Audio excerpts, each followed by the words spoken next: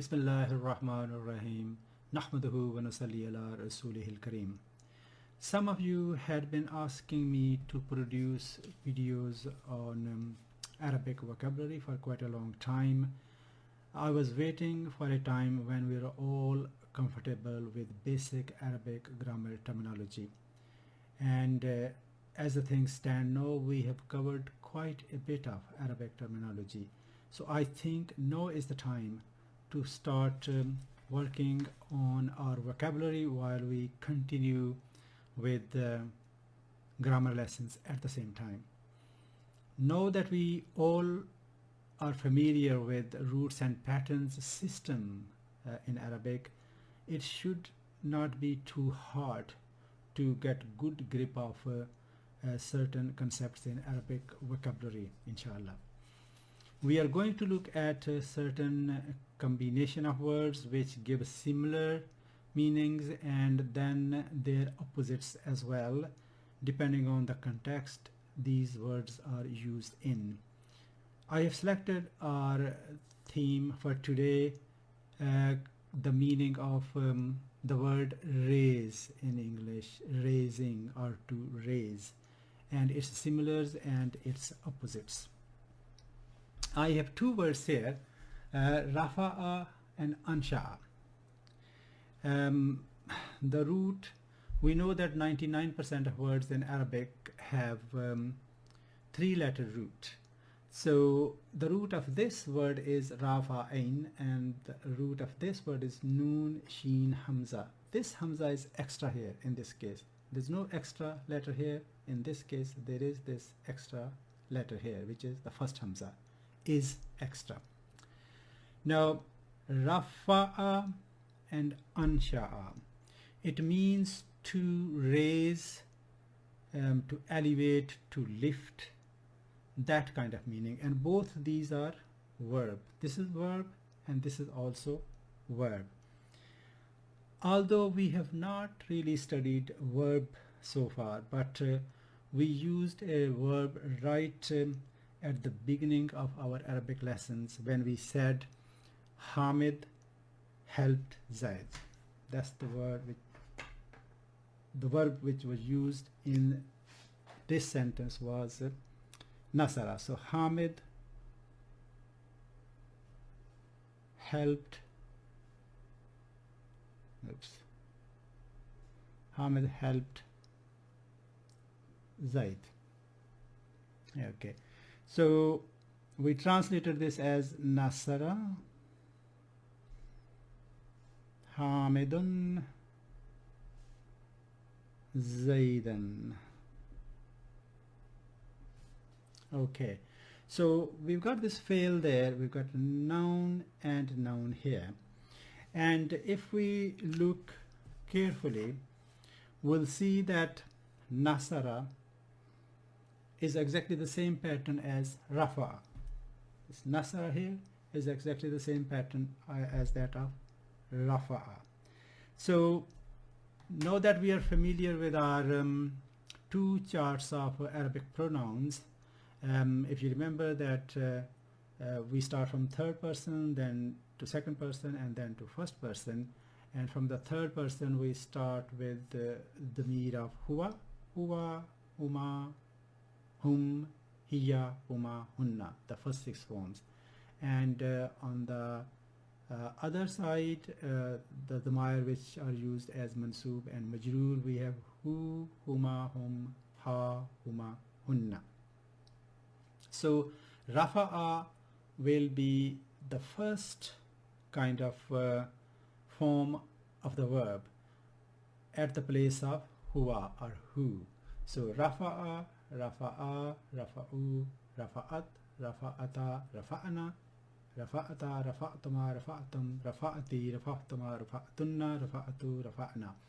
So our aim is not to conjugate verbs here, but just to remind you the 14 conjugation forms of a verb which go along with those 14 dhamir. So from this rafa'a, quite a lot of words could be made from this root, which is ra, fa, ain. We are going to focus only on these 5 words. which are rafa'a, yarfa'u, raf'un, rafi'un, marfu'un.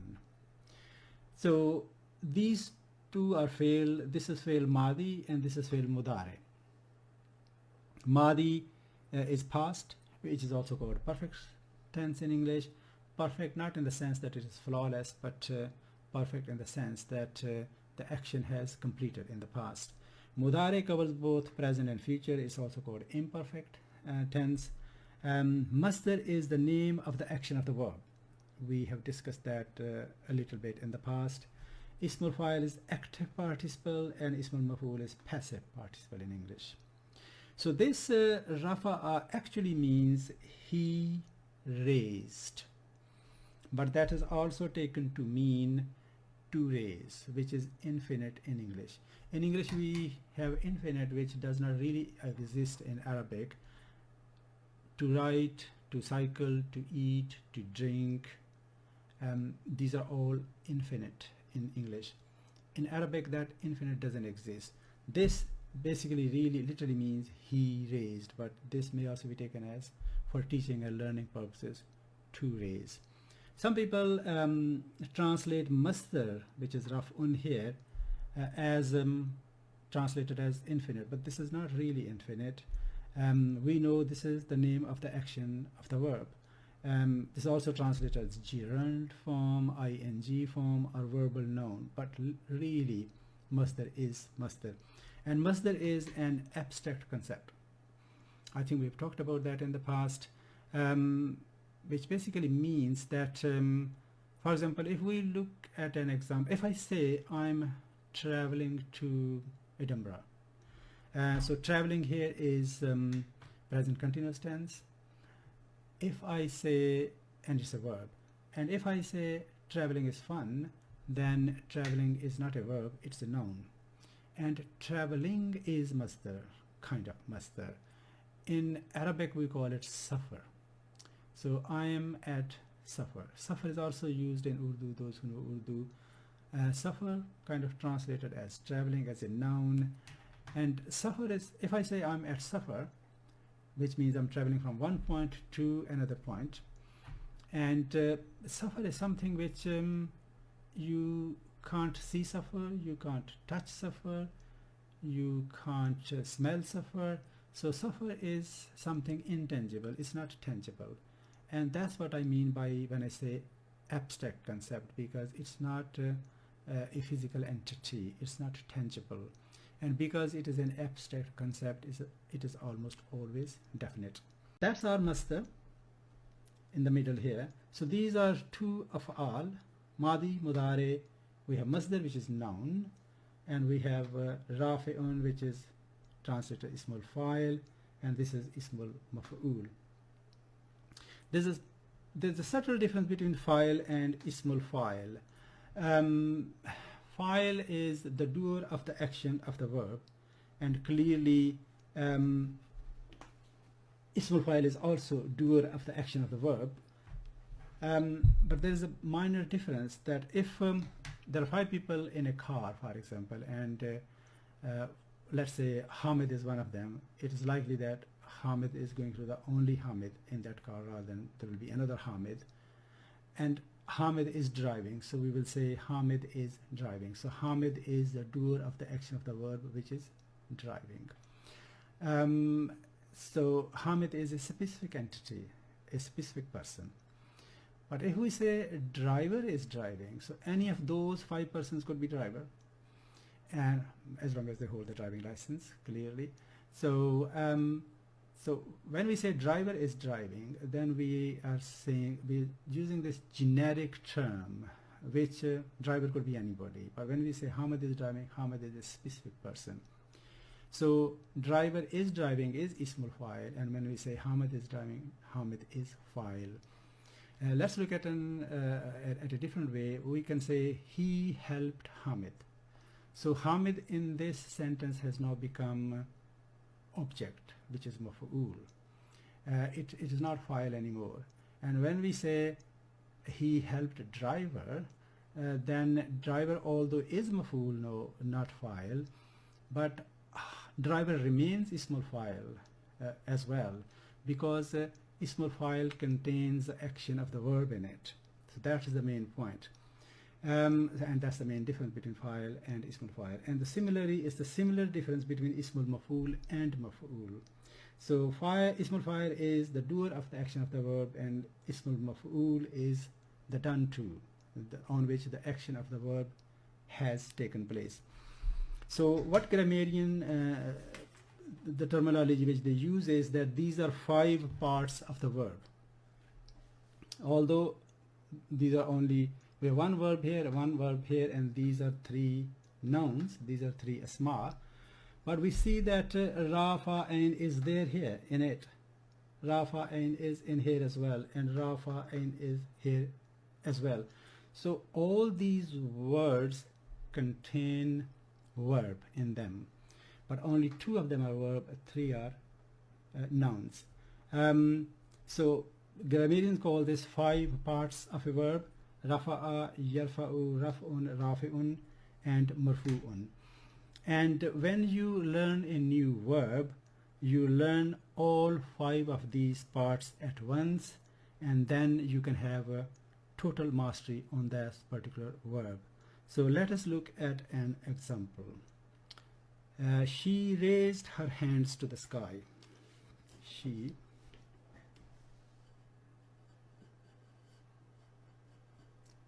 raised her hands to the sky. We can translate that as Rafa'a, but because we have used she here, so we'll have to use the 4th form of this verb. Rafa'a, Rafa'a, Rafa'u, Rafa'at, which is feminine. So we'll say Rafa'at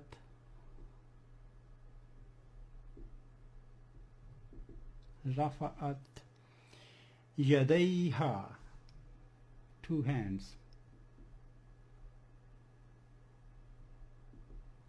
Yadayha ila samai,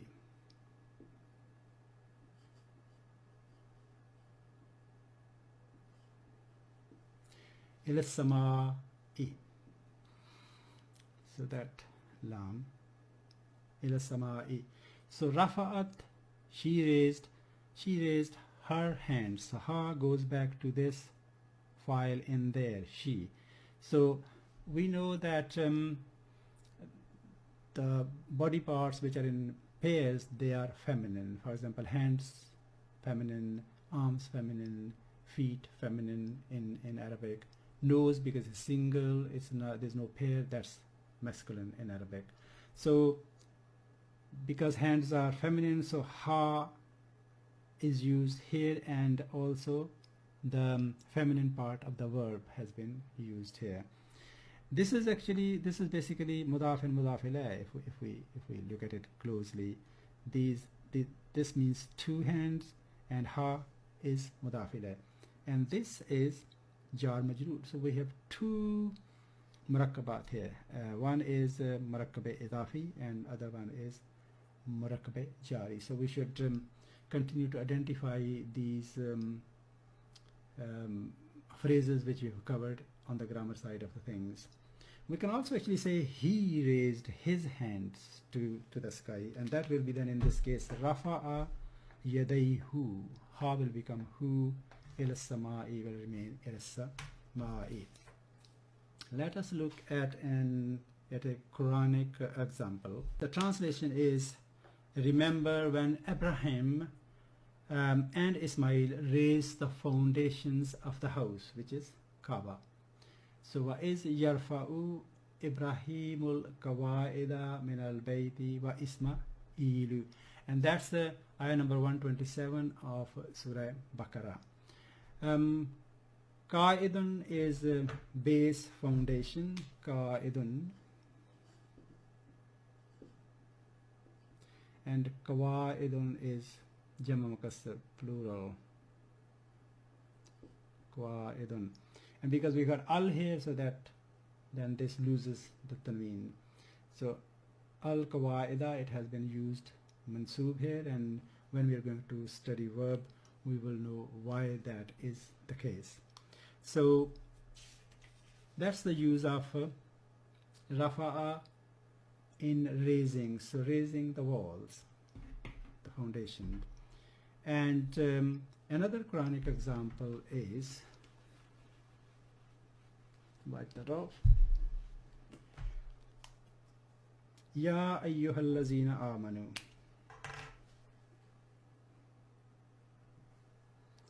Written like this.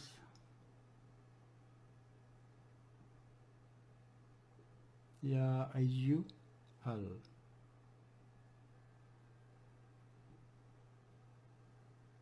Ya ayyuhallazina amanu.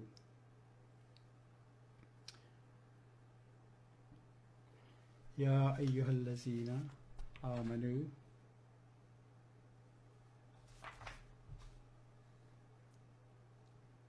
That alif comes here.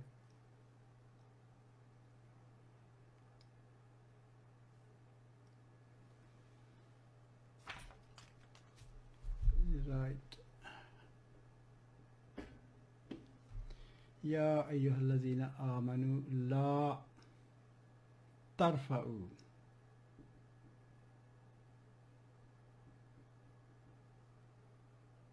La tarfa'u.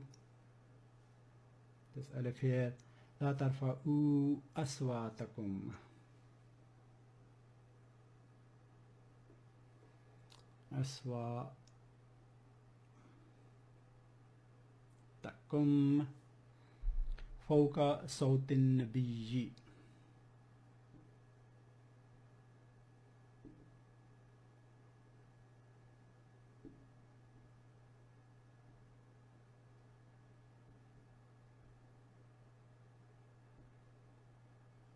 Fawqa sawtin nabiyyi. That's Surah Hujurat, ayah number 2 of Surah Hujurat. O believers, do not raise your voices above the voice of the Prophet. So here rafa'a has been used to mean raising voice. Sawtan is voice.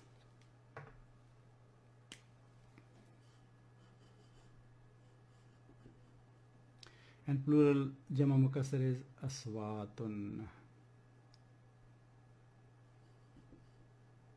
Sawtun aswatun.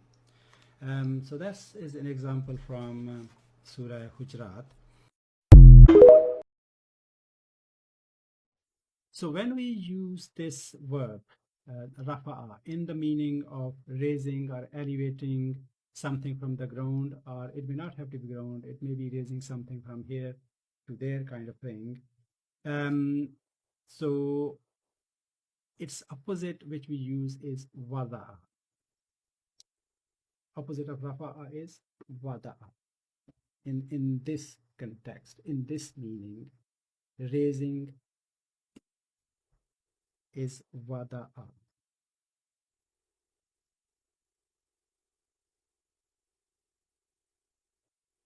Wada'a. So the root here is waw, dwad, and ain, wada'a, which basically means to put or to put down, to place, to set, kind of set in place, this opposite of rafa'a. And the 5 parts will be, we can easily on those lines, wada'a and yada'u. Yada'u, this ain here, and it is masdar is wada'un, and then ismul fa'il is wadi'un, and modu'un, modu'un. So these are the 5 parts of this verb. Here we can see that we can see the root here, waw, dwad, and in full, but here this is the marker of mudare, and we have only dwad and ain, and waw has disappeared, and there is a principle which according to which this takes place. So when we are going to study verb, we will go into details of that. So let us look at an example.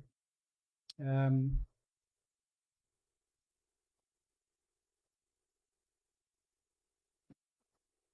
that as well. We say, I put my hands on my ears, so I did not hear what he said. I put my hands on my ears so that I did not hear what he said.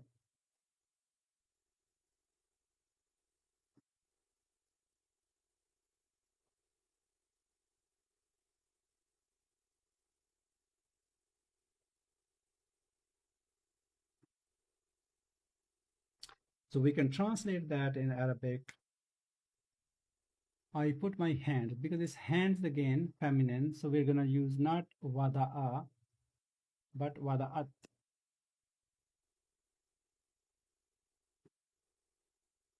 Wada'at. Wada'at yadayhi, my hands. Mudaf mudaf ilayh. Yadayhi ala uznayya, on my ears. Ala uznayya. Fama sami'tu. Fama. This is another fail. Fama sami'tu qawlahu. Whatever he said. It's mudaf and mudaf ilayh again. Qawlahu. So wada'at yadayya, wada'at yadayhi ala uznayya fama sami'tu qawlahu. So that's the use of fail wada'a. And when this wada'a is when we use rafa'a is used for raising voice, for example, its opposite is not wada'a but khafada.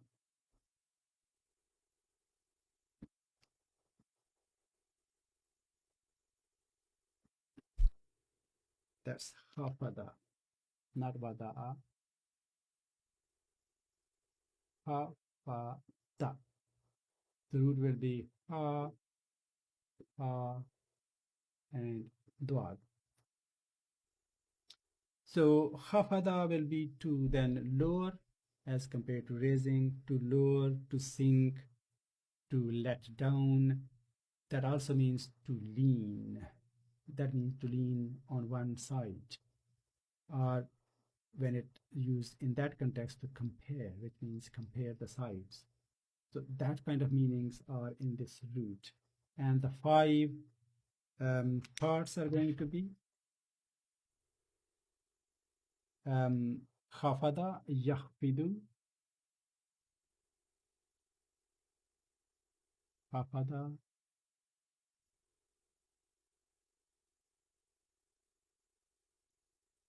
yakhfidu, and khafdun masdar,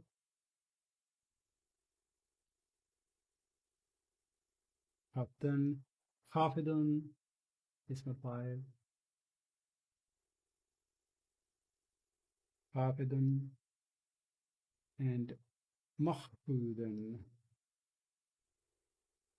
makhfudun.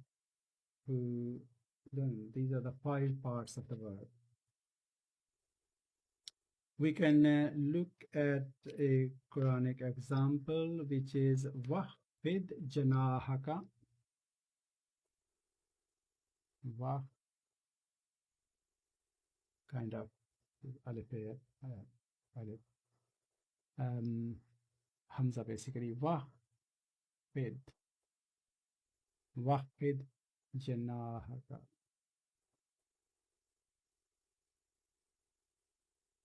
Wahfid janahaka lil mu'minina. lil, written like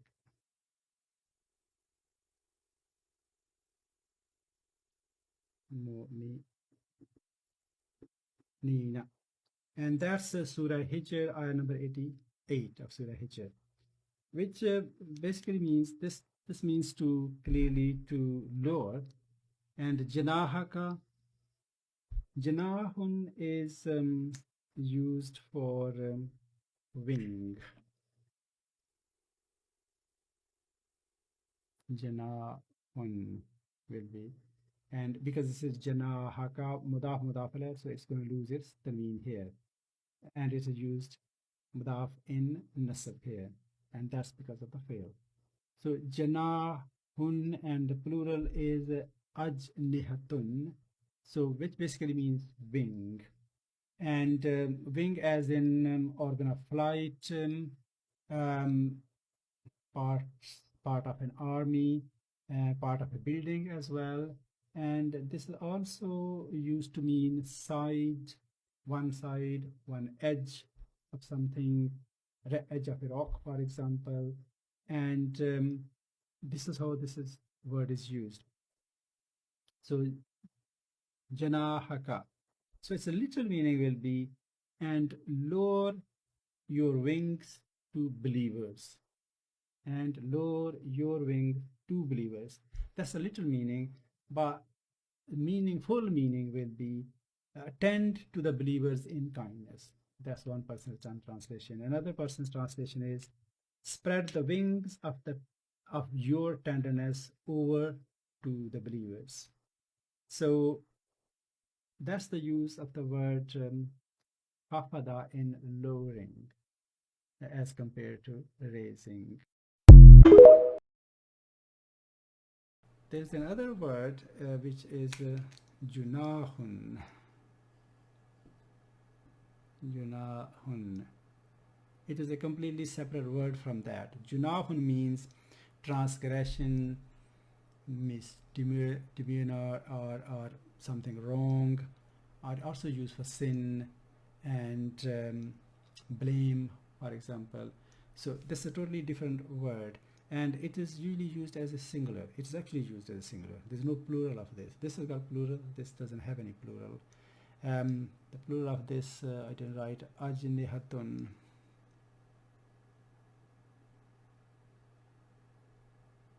Jama mukassar. Ajnihatun. This doesn't have plural. And the part of the ayah is wala ilaykum. Right down here. Wala, this is Surah Baqarah's quite long ayah. Wala junaha alaykum.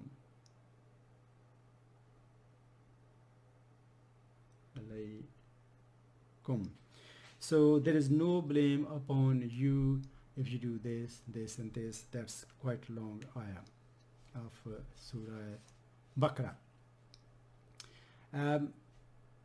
For this word, which is for this root, we have actually ismul fa'il and ismul maf'ul as well, used in, for example, in Surah Waqia.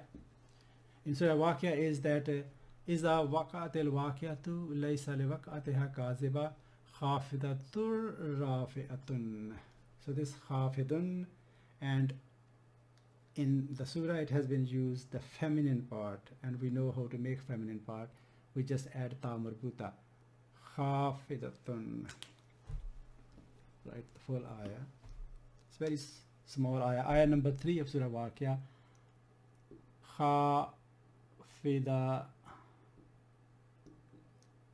Khafidatun, which when we read with tajweed we say khafidatur rafi'atun. Rafi'atun, which is both are feminine forms of khafidun, rafi'un. Here, khafidun, rafi'un. that's ismul maf'ul. So khafidun, khafidatun, it will be rafi'un here, rafi'atun. And literally that means bringing down, raising up. Basically, because this is file, the one who brings down and the one who raises up. The translations are different, abasing some and exalting others. Somebody has translated as it will bring down some and raise up others. So the translation has been done as if this is a fail verb, and the reason for that is because the verb is in there. This khafada is in there, rafa'a is in there, so it could be translated that way rather than just strictly as ismul fa'il and ismul maf'ul translation. It could be translated as if the verb is taking place, and that's the main point in these three parts of the verb, that the action of the verb is in all of them, and the translation could be slightly different rather than literal translation. In Urdu, somebody has translated past karne wali and uncha karne wali, so that's really ismul fa'il and ismul maf'ul. And if we translate in a verb kind of format, so that would mean it will bring down some and raise up others. So these, you will see different translations, and all translations are correct because it depends what angle they have done the translation. So that's our rafa'a and its opposite words, which we have looked at two of these words. And now move on to ansha'a.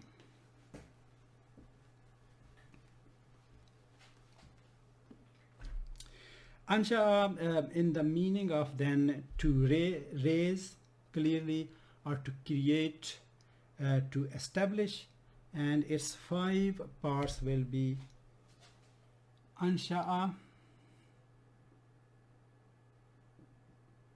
ansha'a,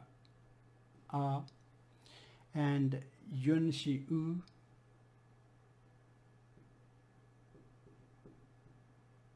yunshi'u, and insha'un is the masdar.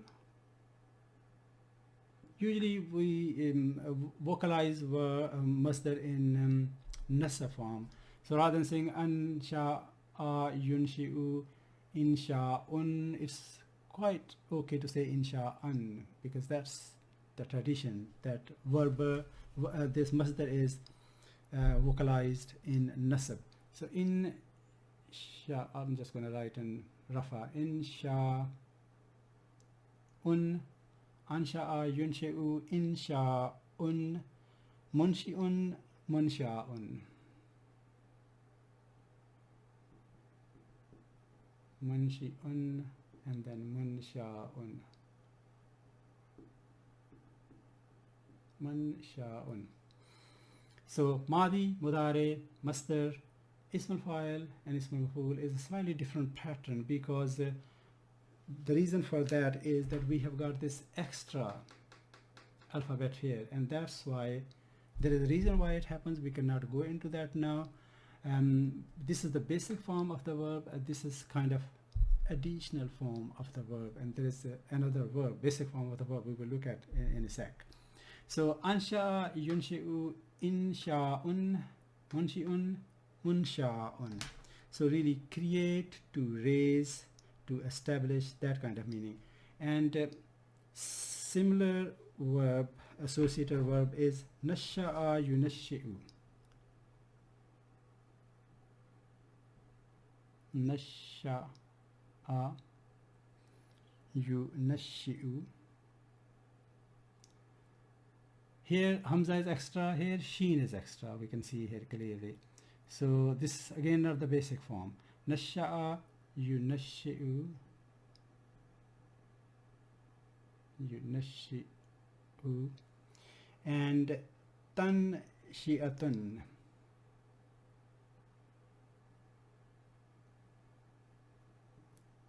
tanshi'atun is the masdar. This means to bring up. This means to create, to raise, to establish, etc. This means to bring up.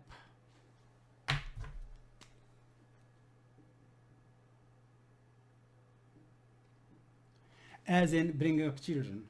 So this is basically, and bringing up children does take time. It can take 18 years. This is the pattern of allama yu'allimu ta'limun. So ta'lim doesn't happen overnight. It takes a long period of time. There's another word which is a'lama yu'limu i'lamun. I'lam is something which can happen over a short period of time. For example, if someone asks me how to go to Glasgow from here and from my place, and I will say, okay, take M25, take M1, M6, and M74, and then you will arrive in Glasgow. So that is Ilam. Information is complete. The knowledge has been transferred over. But when we say Allama yu'allimu ta'alimun, that knowledge is not transferred over that quickly. So that's the difference between these two forms of the verb. This nasha'a yunashi'u tanshiyatun, to bring up, which basically means raising, as in raising children, bring up children, that kind of thing. Raising a plant, for example, takes a long period of time as well. And the basic form of the verb is nasha'a yansha'u.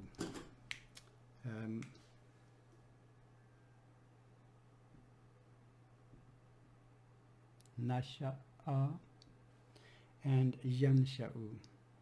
We write in different color.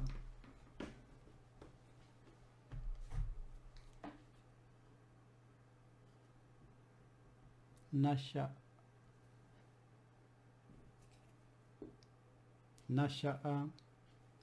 and yansha'u.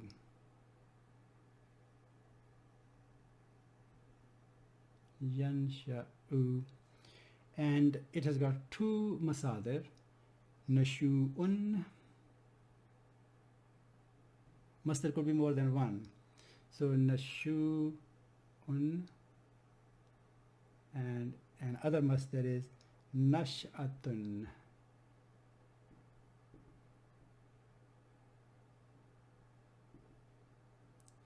And the meaning of this is to grow up.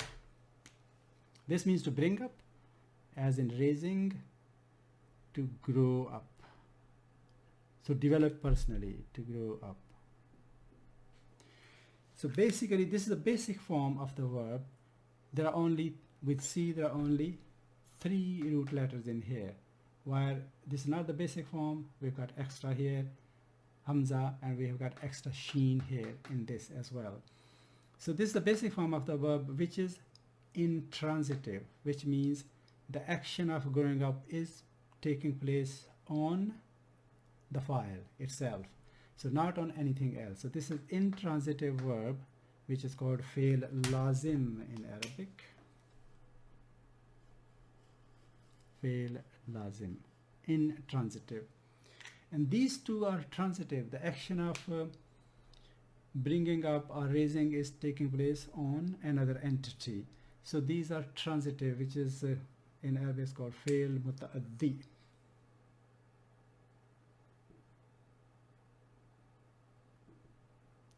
Transitive verb. Fail lazim, intransitive verb. So that's the difference between these two. And this really means nasha'a, yansha'u, kind of related to being raised, to become higher, to be lifted itself, himself or herself, related to raising, rearing, growing, that kind of meaning. And also arising, going up, for example, yourself. Someone else is not doing it. To come up with something, or appear suddenly, become suddenly clear, something like that. So these are the meanings of this basic form of the verb. Let us look at some Quranic examples of ansha'a. So not these, but ansha'a.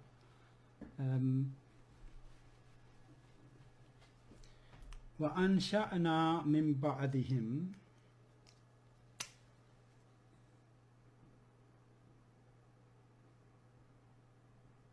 Ansha'na min ba'dihim min ba'dihim karnan akharina. Karnan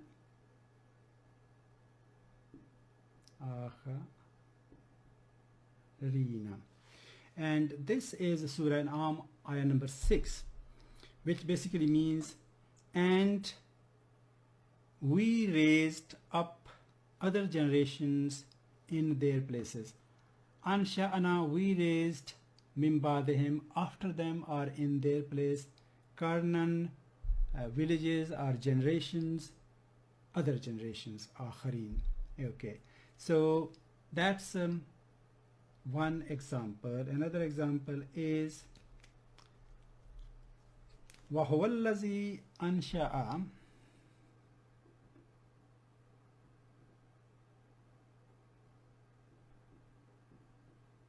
وَهُوَ الَّذِي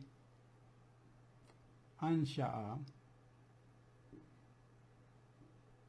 We can put Hamza here, I just write Fatha on it. Ansha'a. وَهُوَ الَّذِي أَنْشَأَ جَنَّاتٍ. Again, this is standing up Fatha. That's the Quranic script. Jannatin ma'rushatin. Jannatin ma'rushatin. Again, ma'rusha. That's standing up Fatha here rather than writing alif. Ma'rushatin. That's the Quranic script.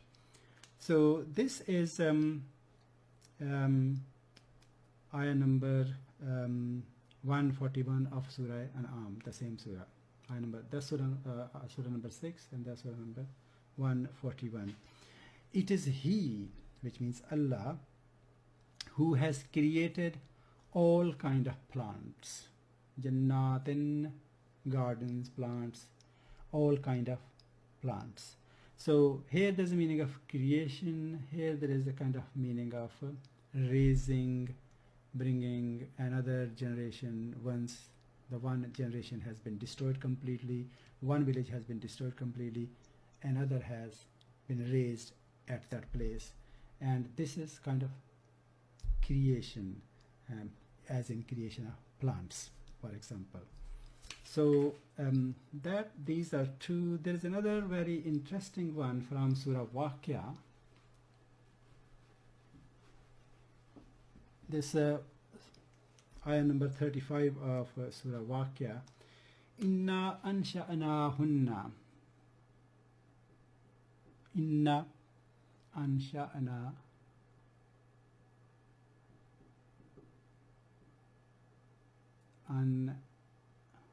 Let's write it. Ansha'nahunna. Na hunna insha'an. Insha'an. Inna ansha'nahunna insha'an. This is 56:35. Surah Waqia, ayah number 35. Inna ansha'nahunna insha'an. We shall create them, hunna. You know,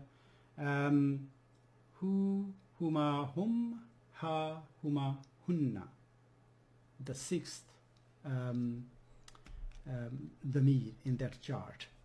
Dhamir at number 6 in our chart. So inna ansha'na hunna. Hunna is then lot of women, clearly.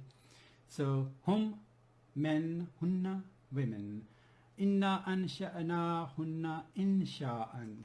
So we shall create them, women, of special creation. This is very interesting. Special creation.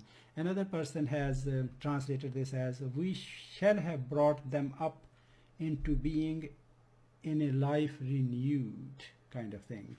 So clearly this is feminine and it means women. One person has translated, we shall create their wives. Well, okay, the women could be wives. Yeah, that's a possibility. So this insha'an is masdar of this verb, masdar of this fail. And insha'an has been used here as maf'ul mutlaq. There are 5 different types of maf'ul we are going to study on the Arabic grammar side of the things one day, inshallah. And one of them is maf'ul mutlaq. Maf'ul which we have been using up till now, we said Nasara Hamidun Zaidan, Hamid helped Zaid, and Zaid is maf'ul which is the direct object, which is called maf'ul bihi. But this is one of the other maf'uls, so to say. It's called maf'ul mutlaq, kind of stand alone maf'ul. And when masdar is used as maf'ul mutlaq, it is used to emphasize, for emphasis. And a very good example from Quran is Kallamallahu Musa takliman. Kallama yukallimu takliman. Kallama yukallimu and takliman. Takliman.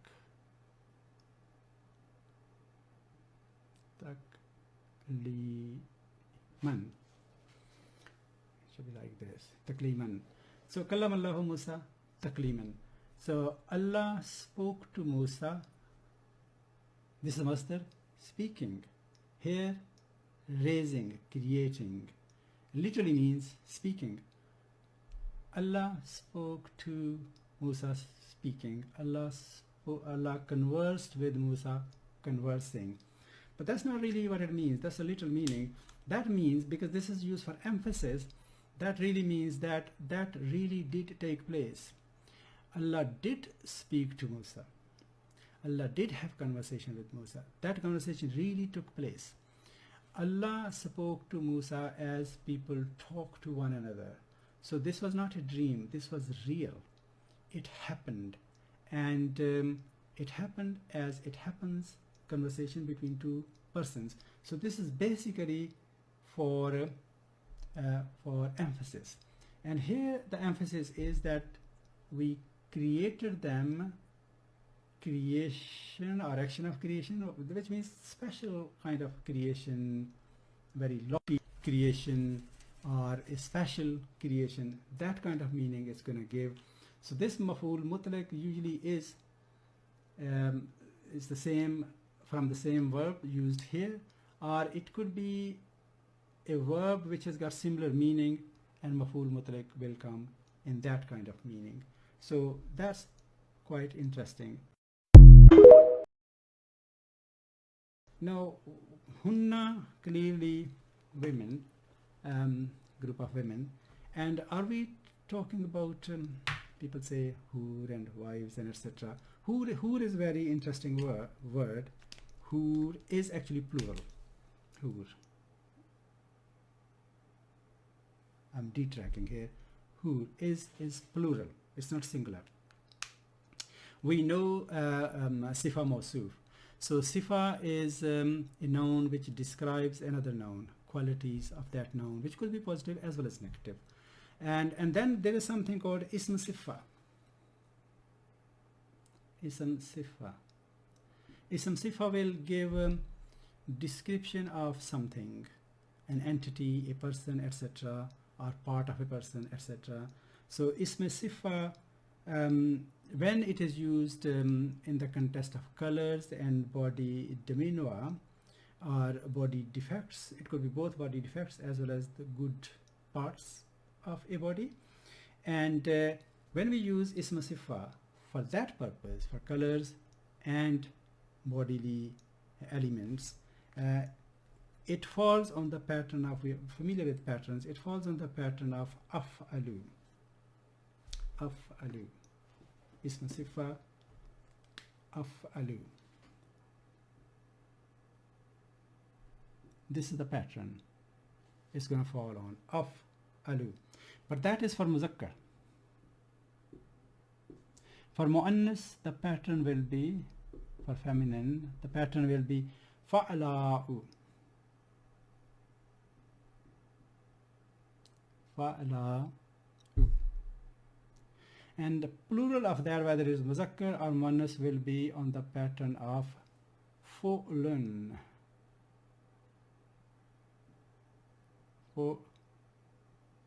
Fu'lun.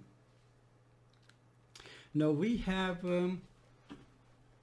a verb root which is ha, wo and ra. Ha, wo and ra. So that will be mazi mudare hawara yahwaru, but it is then written as a hara, or spoken as a hara yahuru. Hara. That wo changes to alif, and there are certain rules which govern that. Hara yahuru, and its masdar is how, kind of hawran. Hawran. And this is used to mean the prominence of the eyes in a way that black is very black and the white is very white. So there's a sharp contrast in the blackness and the whiteness of the eyes, and that's the kind of eye which used to be considered beautiful in that part of Arab. That probably still is the case, I'm not sure. So basically then it means beautiful eyes. Okay, so if we put that hawaro in this pattern, hawaro here, so hawaro will be ahwara, ahwaru here, af'alu ahwaru, ahwaru, which means ahwar. If we stop it here, ahwar, which means a male or a man with beautiful eyes. Okay, and fit that in here, hawra'u, hawra'u, which means a woman or a female with beautiful eyes.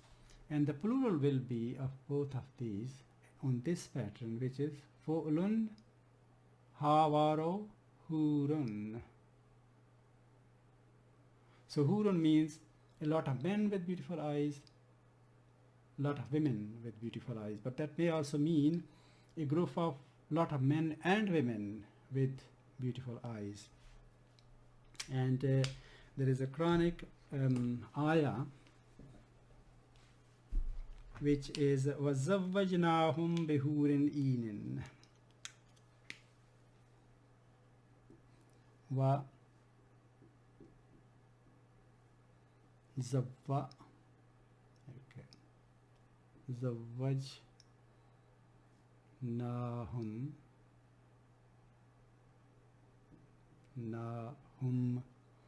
bihurin inin, because of this harf jar ba from hurun, it has become hurin, bihurin and inin, because these are then kind of murakkab tawsifi, so that is also, rather than inun is inin, bihurin inin, and that is Surah Dukhan, ayah number 54. 54. وَزَوَّجْنَاهُمْ بِحُورٍ إِينٍ. One person has translated this as we shall wed them to hurin einin, he has used, and then in the bracket says damsels with beautiful, big and lustrous eyes. I don't know where the luster has come in it, but that person has translated it. And there's another person who translated this, and we will marry them to fair women with large, in brackets, beautiful eyes. I don't know where the fair has come. There's nothing fair here really to translate fair, and it's quite likely that the fair really doesn't go with that kind of eye. We know the more fair the skin, the eye color generally tends to be lighter, dark brown, light brown, and even then in this part of the world green and blue eyes kind of thing. But if the color of the skin is darker, then it's very likely that the eye is going to be really black, and there may be sharp contrast between the blackness and the whiteness of the eye. So I'll let you be the judge of that. And finally, there is another root before we call it a day. There is another root which is sheen, ya and hamza. Sheen, ya and hamza. And in this we have sha'a, yasha'u. This is changed to alif again here. Sha'a, sha'a, yasha'u, mudare, yasha'u, and then shay'un or shay'an, masdar. Shay, kind of, we have to add hamza here. That's right, mansoob. Shay'an. That's the masdar. This basically means to wish, isn't it? Wish, will, wish, wishing something, that kind of meaning. Wish, will. And in Surah Kaf, ayah number 39 of Surah Kaf is Masha, it's the part of the ayah. Masha Allahu. Ma sha, written like that. Ma sha, ma, then sha'a, sha'u has become sha'a. Ma sha Allahu. Ma is separate here. This is kind of noun here. And then sha'a should be written like yeah, that's fine. Sha'a. So sha'a Allahu. Sha'a, he wished. Sha'a Allahu, Allah wished. Nasara, he helped. Nasar Allahu, Allah helped. Ma sha Allahu, whatever Allah wished, or whatever is Allah's will. That's what the meaning of that is. Ma sha Allahu. If we compare this with that are ansha'a yunshi'u, ansha'a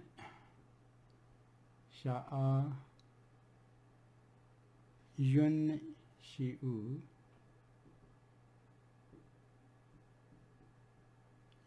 and then we have masdar insha'an. Insha'an. And we know this means to raise, to create, to make, to produce, that kind of meaning of this, which is different from sha'a. The root is different. Root is noon, sheen, hamza, and that is sheen, ya, hamza here. So ansha'a yunsi'u insha'un. And when we write insha'Allah, which is the common mistake, that's the point which I want to make. People tend to write it like this, in, and speak that way as well, insha, and insha'Allah. Okay, so if we focus on this, this is insha'un here, which, because this is kind of mudaf now, so it has lost its tanween, and this will be then, if we fully vocalize it, Allahi, insha'Allahi. This is totally wrong. This is the kind of kalma kufr really, because we are saying creating Allah or producing Allah or making Allah, which is totally wrong. Okay, so we should not use this masdar here as part of this. Actually, it should be in. In is a harf. In means if. It's a harf. It's not a noun, it's not a fail. In. And then sha'a. In sha. Getting messed up here. In Sha, like that. Here, insha'a, then Allah,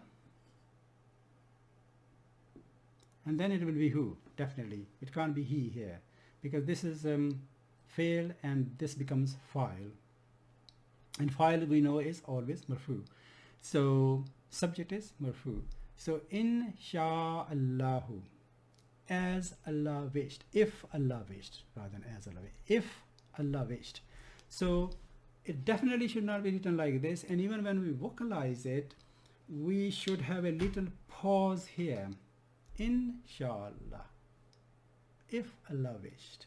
Okay, rather than saying inshallah, which we are really saying this rather than this. Insha'Allahu, insha'Allahu. Little pause there. Insha'Allahu. I hope that was quite useful. Subhanakallahumma wa bihamdika ashhadu an la ilaha illa anta astaghfiruka wa atubu ilayk.